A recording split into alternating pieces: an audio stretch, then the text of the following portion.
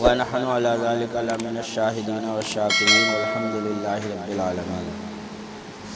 آئیے ہم اور آپ سب سے پہلے نہایت ہی عقیدت و محبت کے ساتھ آقا نامدار، مدینے کے تاجدار، دونوں عالم کے مالک و مختار جناب احمد مصطفیٰ محمد مصطفیٰ صلی اللہ تعالیٰ علیہ وسلم کی بارگاہ بکش پناہ میں درود پاک کی ڈالیاں نچھاور کریں۔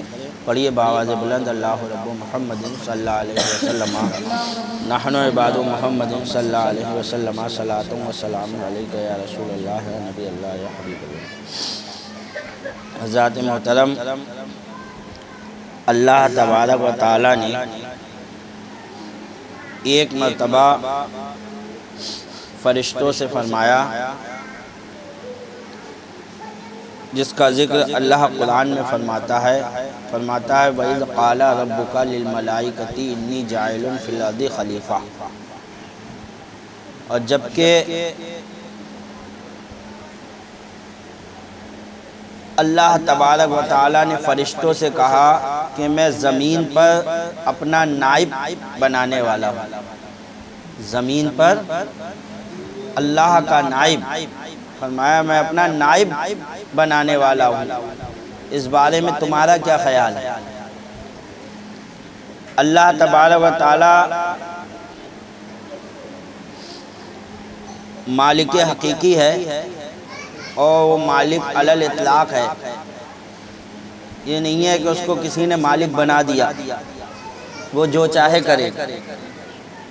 اس کے باوجود اللہ تبارک و تعالیٰ نے فرشتوں سے مشورہ لیا، حالانکہ فرشتے چھوٹے ہیں، وہ اس کے بندے ہیں۔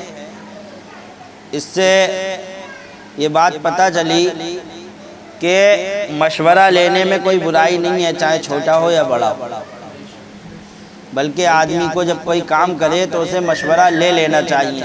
حالانکہ اللہ کو مشورے کی کوئی ضرورت نہیں، لیکن یہ تعلیم کے لیے تھا انسانوں کی کہ دیکھو، جب میں خالق ہو کے فرشتوں سے پوچھ رہا ہوں کہ میں ایک نائب اپنا وعدہ کر رہا ہوں، اس میں تمہارا کیا خیال ہے؟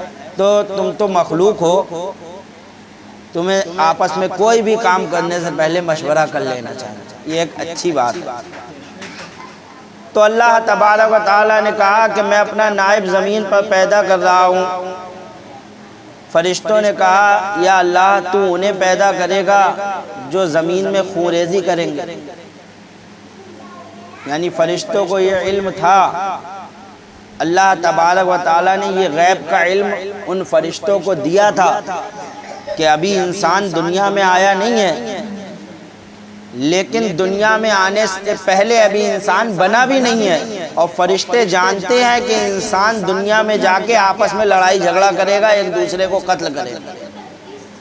یہ بات فرشتوں کے علم میں تھی، تو کہا اے پروردگار عالم، تو پتہ چلا کہ جب فرشتے جیسی مخلوق وہ یہ جانتے ہیں، ان کو اللہ نے یہ غیب کا علم دیا ہے کہ وہ انسان کی پیدائش سے پہلے انہیں یہ علم حاصل ہے کہ انسان دنیا میں جا کے کیا کرے گا، تو ہمارے آقا جو اللہ کے محبوب ہیں وہ اس بارے میں کیوں نہیں جانتے کسی کے پیدا ہونے سے پہلے کہ وہ دنیا میں آ کر کیا کرے گا؟ جب فرشتوں کو اللہ نے علم دیا ہے تو وہ تو اللہ کے محبوب ہیں، ان کو یہ علم حاصل کیوں نہیں ہوگا کہ کون دنیا میں آ کر کیا کرے گا اور کیسے رہے گا؟ الحمدللہ ہم اہل سنت والجماعت کا یہی عقیدہ ہے کہ اللہ کے رسول ہمارے ہر حال سے باخبر ہیں۔ تو فرشتوں نے جب یہ عرض کیا ہے پروردگار عالم تو دنیا میں تو ایسوں کو پیدا کرے گا جو دنیا میں جا کر آپس میں خونریزی کریں گے، خون بہائیں گے، کیا ہم تیری عبادت کے لیے کافی نہیں ہیں؟ ہم تیری تسبیح کرتے ہیں، ہم تیری حمد و ثنا کرتے ہیں۔ تو اللہ تبارک و تعالیٰ نے فرمایا اے فرشتوں، جو میں جانتا ہوں وہ تم نہیں جانتے۔ اے فرشتوں، میں نے تمہیں علم دیا تو ضرور ہے، لیکن جتنا دیا ہے بس اتنا ہی جانتے ہو، جو میں جانتا ہوں وہ تم نہیں جانتے۔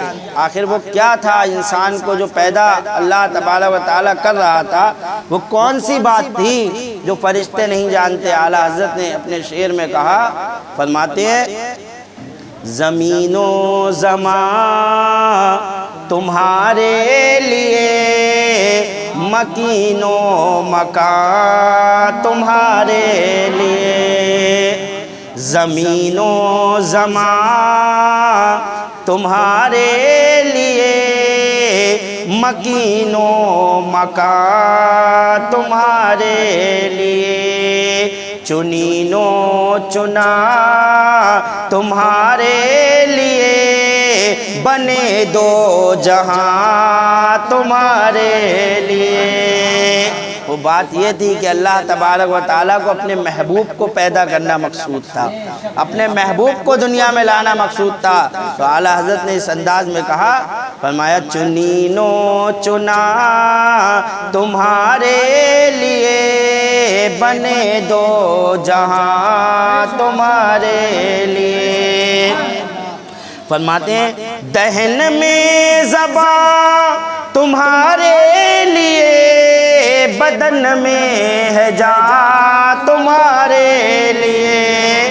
اے اللہ کے رسول، اللہ نے یہ جو زبان دی ہے یہ آپ کی تعریف کرنے کے لیے دی ہے، اور بدن میں جو جان دی ہے وہ آپ پر قربان ہونے کے لیے دی ہے۔ ہماری زبان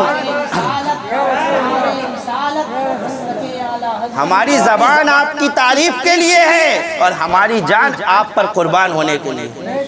دہن میں زبان تمہارے لیے بدن میں ہے جان تمہارے لیے، ہم آئے یہاں تمہارے لیے اٹھے بھی وہاں تمہارے لیے۔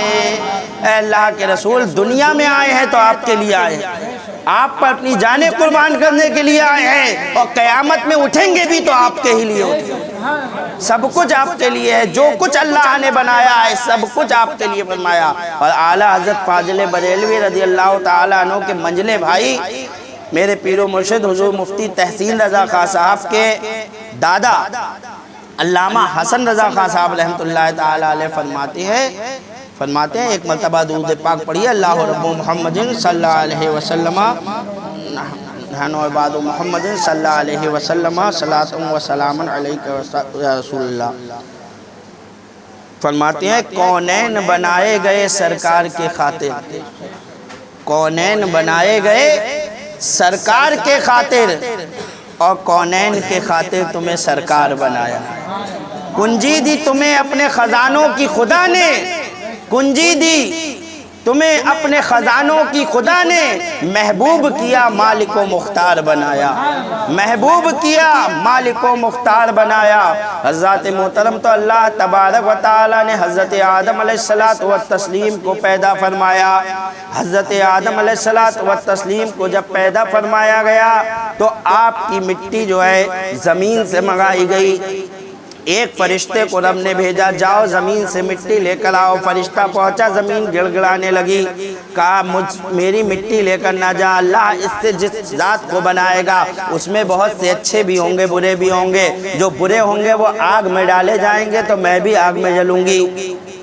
تجھے اس پروردگار عالم کا واسطہ جس نے تجھے بھیجا ہے واپس چلا جا۔ فرشتے کو رحم آ گیا، واپس چلا گیا۔ رب نے دوسرا فرشتہ بھیجا، جو ہے زمین پھر گڑ گڑائی، جو ہے وہ فرشتہ بھی واپس چلا گیا۔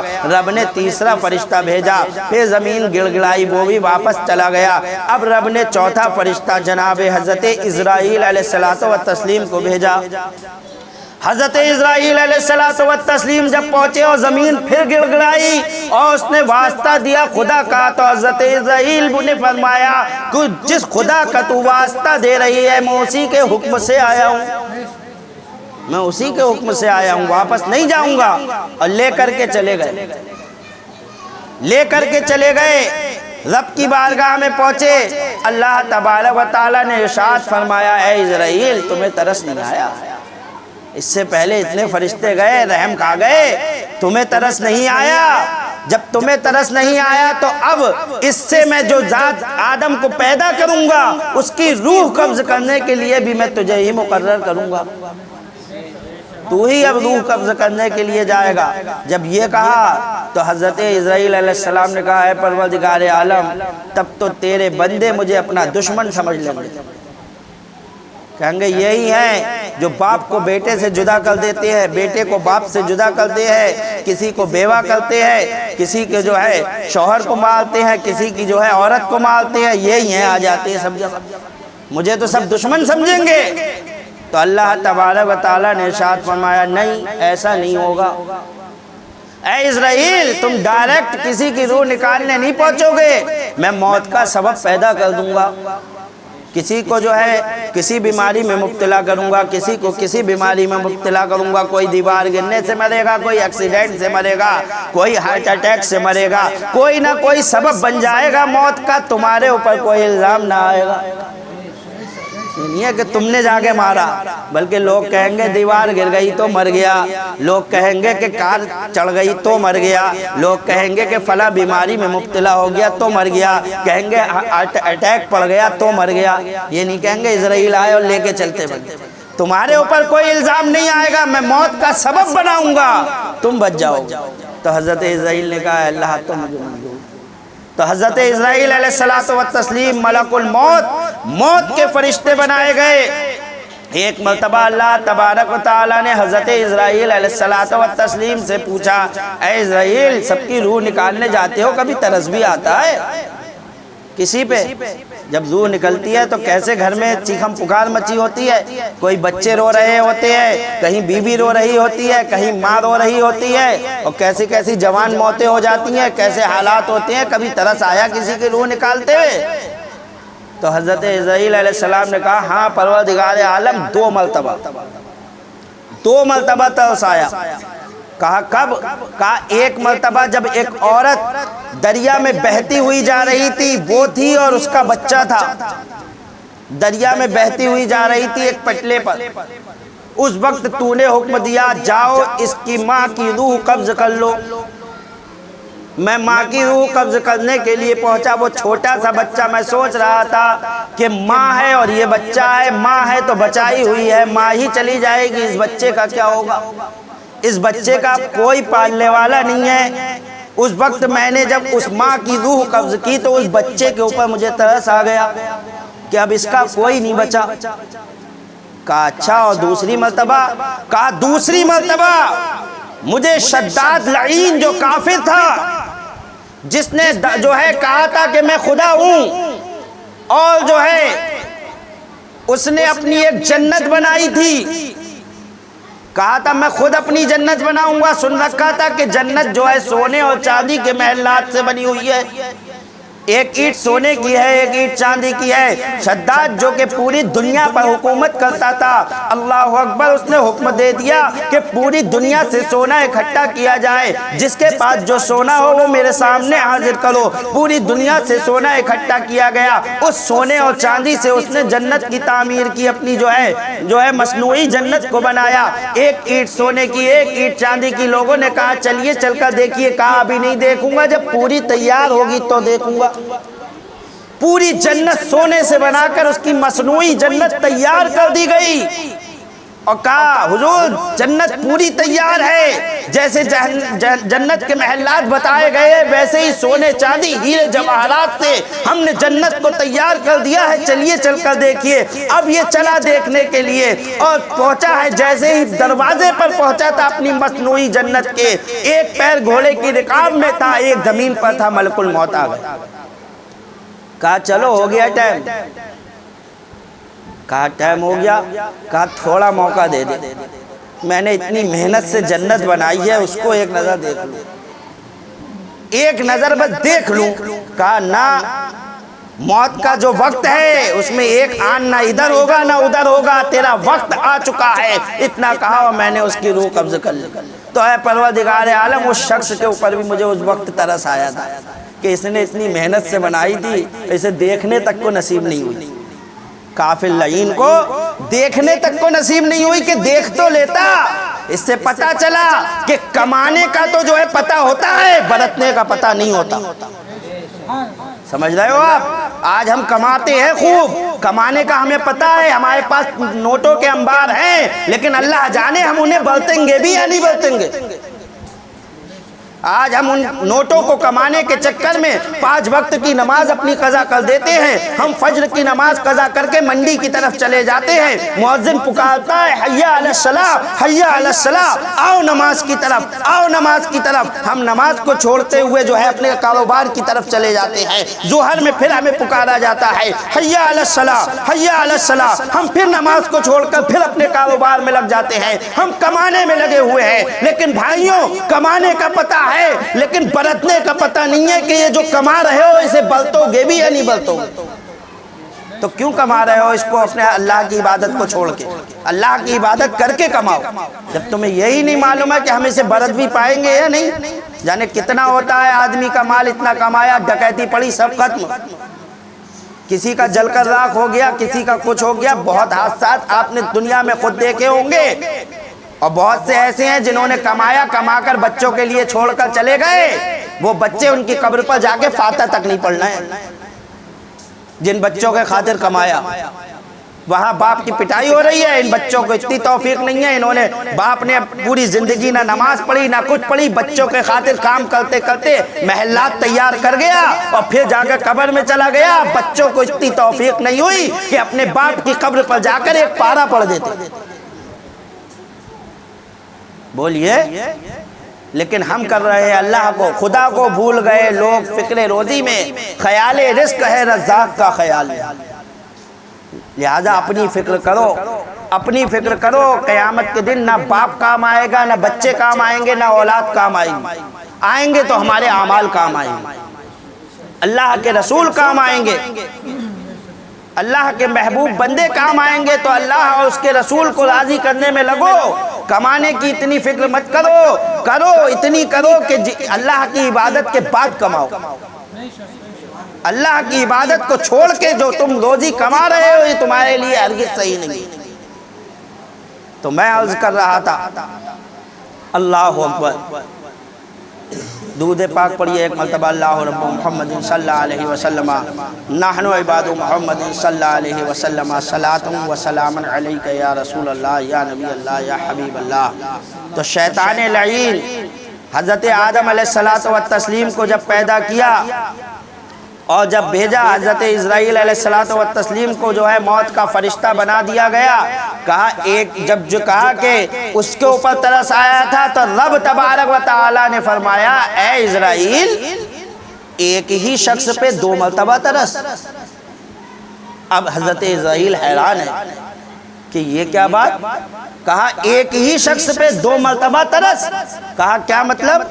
کہا پروردگار عالم نے اے اسرائیل یہ وہی بچہ تھا جس کی ماں کی میں نے روح قبض کرائی تھی اور تو سوچ رہا تھا کہ اب اس کی پرورش کیسے ہوگی. دیکھ اس کا پالنے والا میں تھا. میں نے اس کو اس طرح پالا کہ پوری دنیا کا بادشاہ بن بیٹھا. آئی سمجھ میں. پالنے والا پروردگار عالم ہے. ماں باپ تو صرف ذریعہ ہیں. ماں باپ ذریعہ ہیں. جب ماں باپ نہیں ہوتے ہیں تو رب کوئی اور ذریعہ بنا دیتا ہے. وہ بچہ جس کا کوئی نہیں تھا اللہ نے اس کی ایسی پرورش کی کہ وہ اپنے وقت کا اتنا بڑا بادشاہ بن بیٹھا کہ پوری دنیا پہ حکومت کی. لیکن اللہ کی نافرمانی کر گیا اور کافر ہوا. مسلمان نہیں ہوا، کافر ہوا. تو پتہ یہ چلا کہ اللہ تبارک و تعالیٰ پہ ہی بھروسہ رکھو، اسی پر توکل کرو. ہمیں روزی دینے والا، ہمیں کھلانے والا، ہمیں پلانے والا، ہمیں پالنے والا ہمارا پروردگار عالم.